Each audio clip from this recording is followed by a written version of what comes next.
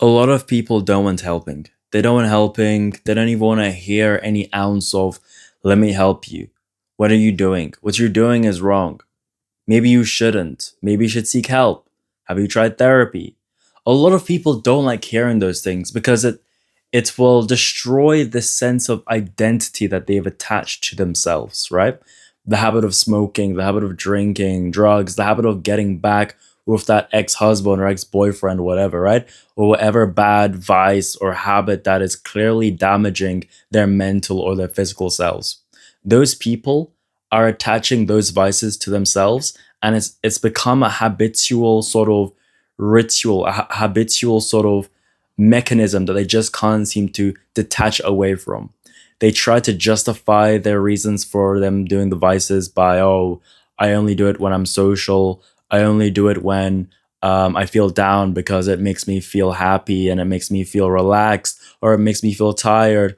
That's why I'm doing this. And they like to justify their addiction. And it's like, okay, bro, but it's still bad. But still, they don't want to hear that because it, again, is attached to the identity. So if they feel like, okay, you know what, let me actually listen. Okay, you know what, let me actually try and help myself. You know what, let me actually try and stop. Them stopping is technically a part of their identity also leaving, also being broken. And that is not a that may not even be a good feeling for them. Although sometimes they feel relief, they feel a sense of relief from it. Other times, some other people feel like some sort of psychological damage, as if they're missing for something, especially when they go through that sort of like relapse phase, depending on what that vice is, depending on what that thing is that they just can't seem to detach from. And there are so many people that are like this nowadays, especially as we're getting into like a very depressing society where inflation's on a rise, social media is corrupting people's brains. People are becoming more aware, actually. People are becoming so much more aware, so much more smart, um, so much more knowing of what's going on to the point where it's like, bro, what am I like at this point? What's the point of living anymore? Like, seriously, sometimes not knowing enough can make you go down a wrong path, but then sometimes knowing too much can still also make you go down a wrong path. It's kind of weird saying it like that. I guess that surely is how it is now. But yeah, you can tell a goat where the water is, but you cannot force the goat to drink the water. Or at least the analogy is the saying is something like that. But it's true. You can tell someone, hey, look, and the thing is, you don't even have to tell them. Majority of the times, they know it's wrong. Okay, smoking. Okay, lung cancer. Okay, drinking. Okay, alcoholic fatty liver disease. Okay, cool. This, that, and the third. Getting back with my ex, even though he's toxic and I shouldn't. He's abusive. He's this. I shouldn't do it, but I'm doing it anyways. I have my own mental issues. I know. I do. I thought about it, surely, yet they still end up falling under the same trap of the drinking or the drugs or getting back with the boy or the girl, whatever. And it's they know it. But again, it's like, okay, they know where the water is. They just don't want to drink the water. And it's like, bro, at this point, why even tell them? At this point, it's like, okay, you do you at the end of the day. Unless it's someone that you truly care about, okay, cool. But say, for example, story time. There was this one time I hooked up with this girl from a club, some girl who I never really met before. So it's my first time, whenever, knew nothing about her. But I got to know quite a bit about her very quickly. Let's just say that um, I hooked up with her and I found out very quickly that she likes to indulge herself in basically drugs, recreational drugs, and she is like an addict for those things, weed, etc., and hitting the blunts and doing two blunts, three blunts at one time, and talking to her friends about getting more drugs from a drug dealer and whatever. It's just a whole mess, right? And to top it off, to add to that as well, she also has like a eating disorder and she's very skinny. And the food that she does eat is like literally just junk food.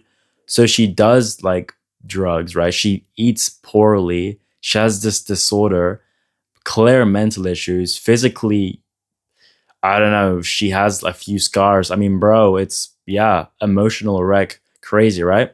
And you got to imagine, right? I'm seeing all of this. I'm hearing all of this. I'm not saying any of this. I'm not verbally saying, oh, what's this? Or, oh, why are you doing this? Or like, maybe you should do this or that, right? Or have you considered? I'm not saying any of that. You know what I do? I just keep quiet. I just keep quiet. I say what I need to say when I need to say it. But that's pretty much about it. And you know what she tells me? She was like, you know what? I actually like you because you're not like all the other guys who likes to talk to me about what I'm doing and how what I'm doing is wrong. You're actually chill. I actually really like you because you just stay quiet. You don't try to, because I don't smoke, I don't do drugs as well. So it's like, it's not me advocating for those things. It's not me like, oh, you know what? Pass me some too because I do it as well. No, it's like, I don't do any of this stuff, nor do I find it acceptable. Yet she knows it. I know she knows it. What's the one even mentoring it? It's like a dead horse at this point, right? And she was like, yeah, I kind of like you, blah, blah, blah, blah, blah. And I'm like, bro, I'm not even surprised at this point. Of course you're going to say this. Anyone else would because this is what they want to hear. Me saying nothing me literally saying nothing. So many people are just too far gone. It's like, bro, it leads me back to what I said at the beginning. Nobody wants to help them. A lot of people, majority of the people just don't want to help themselves. Doom scrolling, even. It goes as far as doom scrolling all the way to drugs and physically abusing oneself, okay? And it can even be related, you can even be associated with money as well, okay? People, or even like your place of where you work, so many people have a certain amount of money in their bank account and they know it's not that enough to get them through the week, or they know it's not enough to where it's like, okay, I can pay off this rent and I have a substantial amount to where I know that I can, live pretty comfortably. No, a lot of people like, excuse me, it's like being in this threshold, right? A lot of people like being, there's one bar here, there's one bar here, and then there's one more bar in the middle, okay? A lot of people like drifting in between that middle. You know what I mean? Because on the middle, it's like, okay, they're scraping by. But then a little less than that, it's like, they're at this point, it's like, maybe you should do something about it. But no one likes to be in that point because they know that if they stay at that point, life is gonna get really effed up for them, and they can't afford that. So they'd rather stay on. But the thing is, but if they get to that line, okay, they're aware that okay, they're comfortable enough to where they can pay their rent and they can buy groceries, nothing expensive, nothing like crazy, but just enough, right?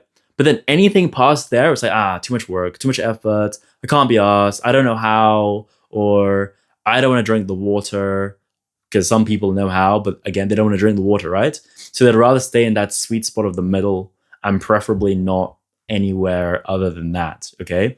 So again, that links to the point. People they just want to be there. They just don't want to take initiative. They know they're there. It is what it is. Stay within that threshold, whatever.